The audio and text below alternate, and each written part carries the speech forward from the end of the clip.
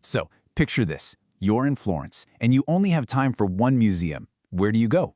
Well, for millions of people, the answer is a place that holds not just art, but the very soul of the Renaissance. Today, we're taking a personal tour of that exact place, the Galleria dell'Accademia. So grab your virtual ticket and let's head inside. Okay, so imagine we're standing right here on this very street in Florence. In front of us is the entrance to a place that, well, it doesn't just display art, it holds a piece of the city's heart.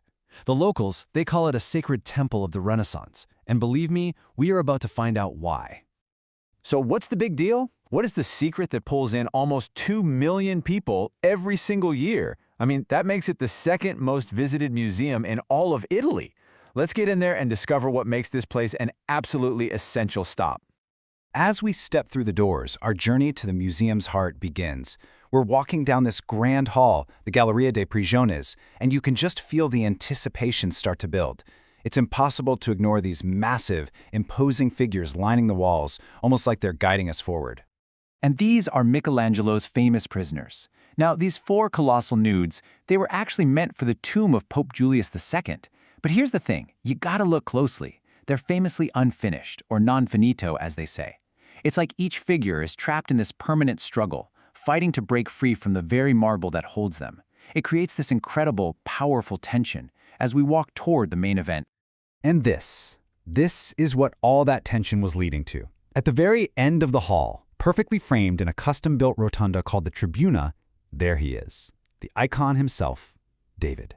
The whole walk up is just a masterclass in dramatic reveals, and seeing him for the first time, wow, it honestly takes your breath away.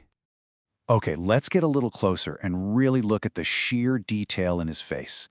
See, this isn't the expression of a winner after the fight. It's the intense focus of the moment right before. You can see the concentration, that furrow in his brow, the calculated resolve. It's a mind getting ready to take down a giant, and it's all captured perfectly in stone. You know, the story behind how this was made is just as incredible. Get this. Michelangelo was only 26 years old when he took this on, and he carved this 13-foot giant from a single, flawed block of Carrara marble, a block that other sculptors had completely given up on, saying it was unusable. Just pure genius. And this is the part that's so crucial to understand. David was never just a biblical hero. For the Florentine Republic back then, a small state constantly threatened by powerful rivals, he was a massive political statement.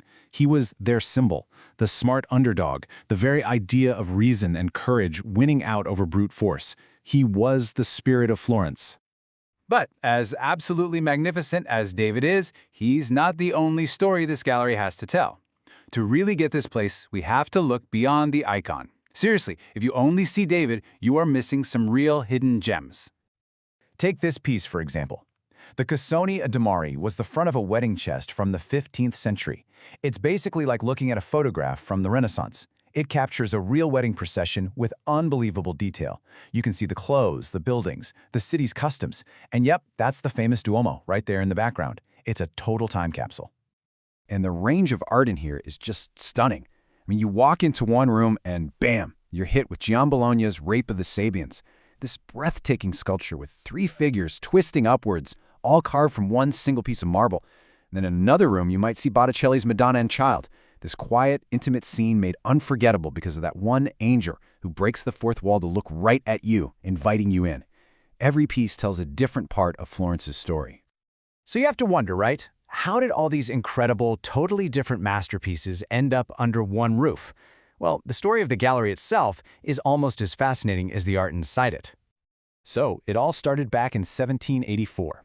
The gallery was originally founded as a collection of models for art students to study from. But the real game changer came in 1873. David had been standing outside for over 350 years, and the city finally decided he needed to be protected from the elements, so they moved him here. It took another 9 years just to build a tribuna for him. His arrival basically transformed this place from an art school into the world-class museum we're touring today.